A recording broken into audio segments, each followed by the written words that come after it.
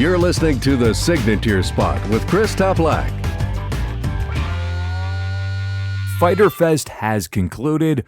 Rather than wait until Thursday, I wanted to immediately jump onto the microphone and review the entire show. As fully expected, the references to Fyter Fest were there throughout the entire evening. It was on full display. The tents were perhaps the most prominent example of that. Let's talk about the buy-in. Very forgettable. This match was not, though. SCU versus the Best Friends versus Private Party. Mark my words, Private Party will be breakout stars in AEW over the next 12 months. The Best Friends get the win to advance to All Out for an opportunity at a first-round bye in the AEW World Tag Team Championship Tournament. Post-match, the Dark Order appeared on the screen. They proceeded to call out the Best Friends. The lights went out. The Dark Order's masked minions surrounded the ring.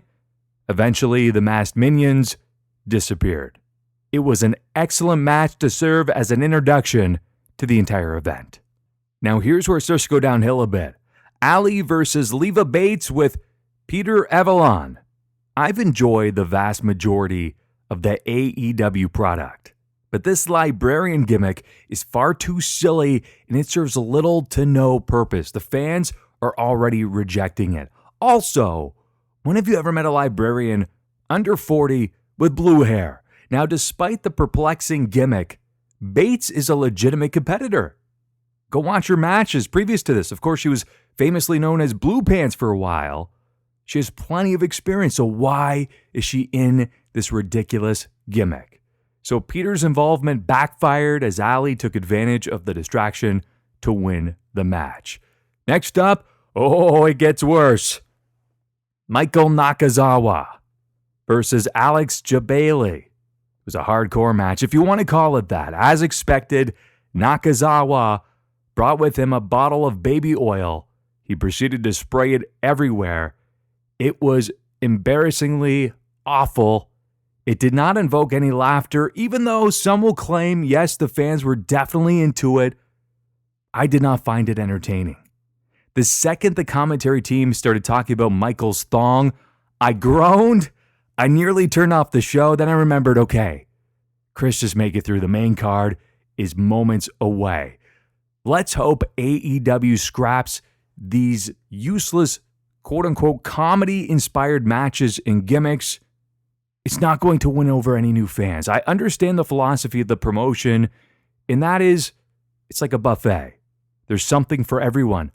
But these matches serve no purpose. Outside of that tag match, the buy-in was silly and underwhelming. Now we get to the main card, and fortunately, it was a hell of a lot better. The greatest independent wrestler of all time, at least in my opinion, Christopher Daniels versus CIMA, kicked off the card. CIMA earned the pinfall victory on Christopher Daniels after hitting the Meteora. CIMA redeemed himself as the loss. A Double or Nothing is now in the rearview mirror.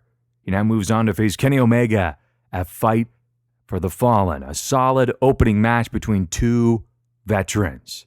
Up next, Nyla Rose versus Rio versus Yuka Sakazaki.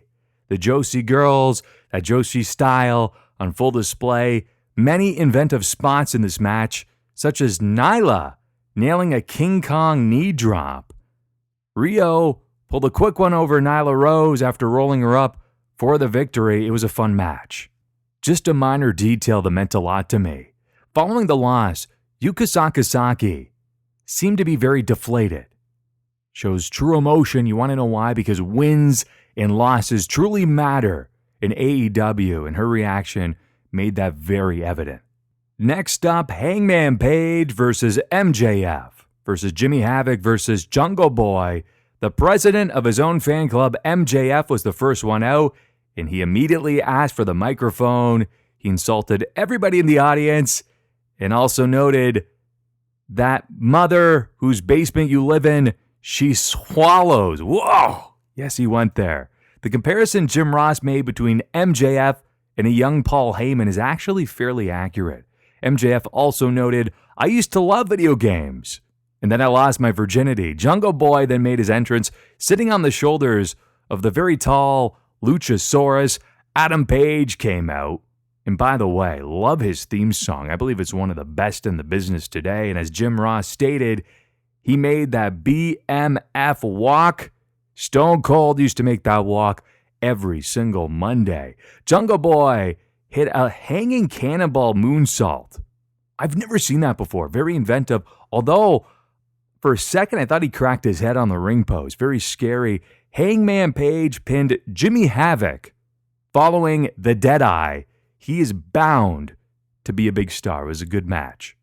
Cody versus Darby Allin was up next. No, Cody did not smash a throne during his entrance, but the very beautiful Brandy Rhodes joined him as per usual. Darby Allin is a punk rock version of Jesse Pinkman. That's a Breaking Bad reference for you. After Jane died, he's completely devoid of emotion. He just seemingly doesn't care, so that's why he puts his body on the line every chance he gets. And I love the story behind this match. Cody has a big upcoming match taking place at Fight for the Fallen with his brother, Dustin Rhodes. And he took this match against Darby Allin as seemingly a bit of a warm-up.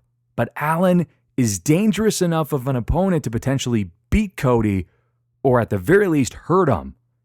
It feels very realistic, almost like a UFC scenario, right? And by the way, Jon Moxley spoke very highly of Darby Allin following their match together, and I can totally understand why. He even compared him to Jeff Hardy, said he has that X factor you just can't explain. Darby is extremely unique, and I felt immediate sympathy for him when he was getting beat up, and that was throughout the vast majority of the match, by the way. Jim Ross also did an excellent job of highlighting Darby's tenacity and heart, very reminiscent of how he used to talk about Mankind. At one point, Allin went for the coffin drop, and if you saw this, he hit the edge of the ring. It was brutal. If he did not feel it then, he will feel it tomorrow morning. Darby Allin survived a complete beatdown by Cody because the time limit was met. Now, following the match, Sean Spears, formerly known as Ty Dillinger, he showed up post-match. He nailed Cody in the head with a chair. Cody did not even get his hand up. So it was completely unprotected. Cody was bleeding profusely. It appears as though he cut it on the opposite side, so he likely bladed. But there's a reason why unprotected chair shots were banished in the first place, and deservingly so, because we didn't know then what we know now, the impact it has on the brain. But that being said, it appears as though the chair hopefully was gimmicked and did not hurt him that badly. I did read in a tweet that Cody was perfectly fine, no concussion, just 12 stitches. With the somber tone of the commentary team, coupled with the fact that the chair shot was repeatedly shown on replay, one has to wonder if this was intended all along for storyline purposes, and again, the chair was likely partially gimmicked. I'm always transparent with you. I've only seen about 5 or 6 Darby Allin matches in my lifetime, but following this one, I am officially a fan. I sympathize with him. I care about him. I want to see him succeed. I genuinely do. So just to tie it up into a nice little bow, I really enjoyed that match. It was a great story of Darby surviving, and Cody just couldn't put him away. Next up, Kenny Omega and the Young Bucks, that is the Elite, taking on the team of the Lucha Brothers and Laredo Kid. The Elite paid homage to Street Fighter with the ring gear and entrances. As expected, it was a high-octane match featuring many outstanding spots.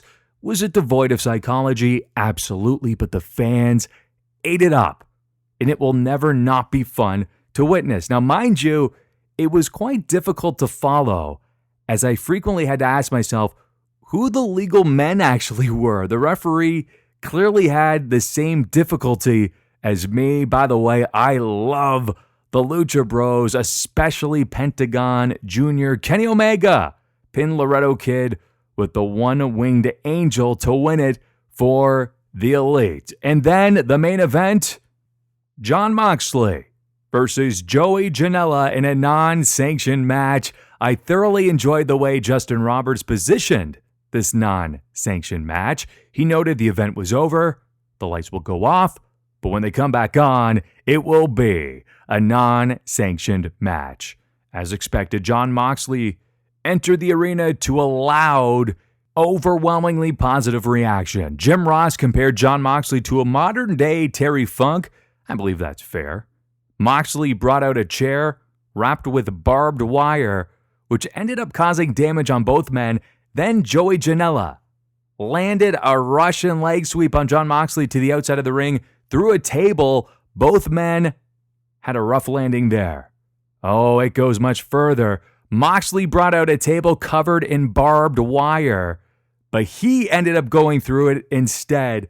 Now, remember when Seth Rollins claimed that Jon Moxley took his ball and went home? Moxley was taking bumps through barbed wire tables, not exactly taking it easy and giving up. Jon Moxley then poured out hundreds of thumbtacks. He removed Joey Janela's boots so they could dig into his feet, and after slamming Janela through the thumbtacks on multiple occasions, Jon pinned the bad boy.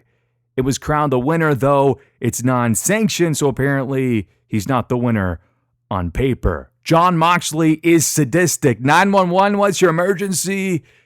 Jon Moxley is currently murdering Joey Janela and couldn't even really celebrate because as he left the ring, Kenny Omega ran down to attack Jon Moxley. If you recall, this is retribution for that attack at Double or Nothing. But Jon Moxley gets the last laugh because in the end, he was actually smiling after getting beat down. So, my overall thoughts.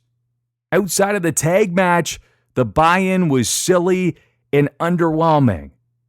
But as for the main card, it was far better. Now, this was a noticeable step down from Double or Nothing, but the event still offered some memorable matches and moments. My match of the night has to be the Lucha Bros and Laredo Kid versus the Elite of the Young Bucks and Kenny Omega. My overall grade is around a B. What are your thoughts? I would love to hear from you all over social media. This concludes another episode of The Signature Spot with Chris Toplack. For new episodes, subscribe on YouTube, Stitcher, Spreaker, iHeartRadio, or iTunes. And don't forget to follow The Signature Spot on Facebook for exclusive clips, polls, and opinions.